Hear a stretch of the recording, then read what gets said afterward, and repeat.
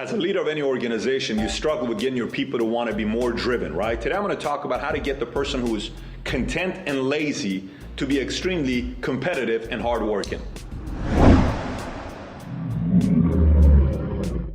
I'm Patrick Bedivi, your host of Valuetainment Weekly, and you know, a lot of times as leaders, we tend to forget how terrible we were at one point, right? We tend to forget how lazy we were at one point, or how lack of discipline we had, or maybe we lacked competitive or drive, and there was somebody in our life that kind of injected that thing in us to want to go out there and compete and have a strong work ethic. And what I've learned over the years of having coached tens of thousands of people is there's literally 4 different levels everybody falls under, okay?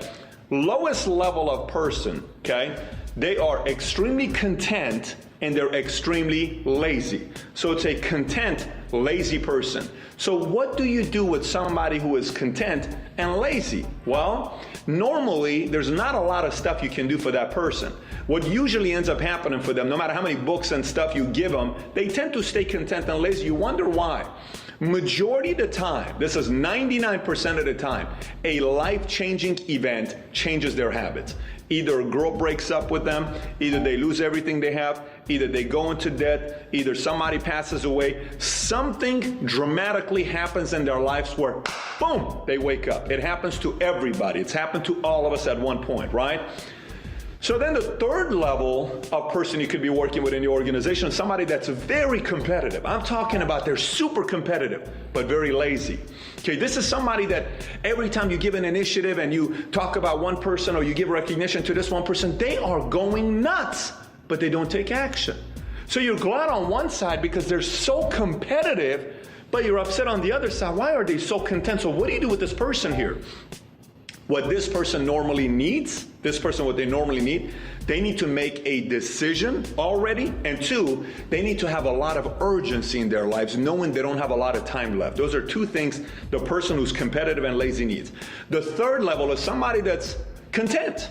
They're not really that competitive, they're totally content, but they're the hardest working people you have in your group. Isn't that sometimes confusing where you're like, this person is so content, they're always happy, but they work the hard, they show up early, they leave late, but they're very content. Why are they working so hard? You know what that person needs? You know what that person needs? Here's what that person needs. That person needs a bigger environment. They need an environment to be able to compete and see other people and how they're doing it and all that stuff. So sometimes they simply need a shift in an environment.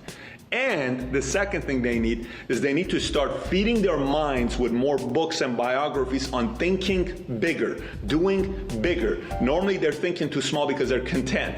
They need to start thinking bigger, and normally that environment will do that for them. And last but not least, your favorite kind of people you'd love to have in your organization. This is what makes any organization a winning organization. It's competitive and hardworking.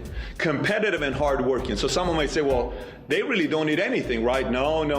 These guys definitely need things. And what is it? Number 1, they need to be recognized for their efforts. They need to be recognized for their efforts. And they need new challenges. Because if they themselves don't sit down after they get it, oh, I'm going to do this, boom, they go get it. I'm going to go achieve this, I'm going to go get it. If they don't themselves take a time out and say, what are my next 3 things I want to go get? Maybe it's $100,000 in savings. Maybe it's $1 million in savings. Maybe it's a car, a house. Maybe it's a vacation. Maybe it's a money to charity. Maybe it's something they want to do for their mother, their father. Maybe it's a new milestone in business and life.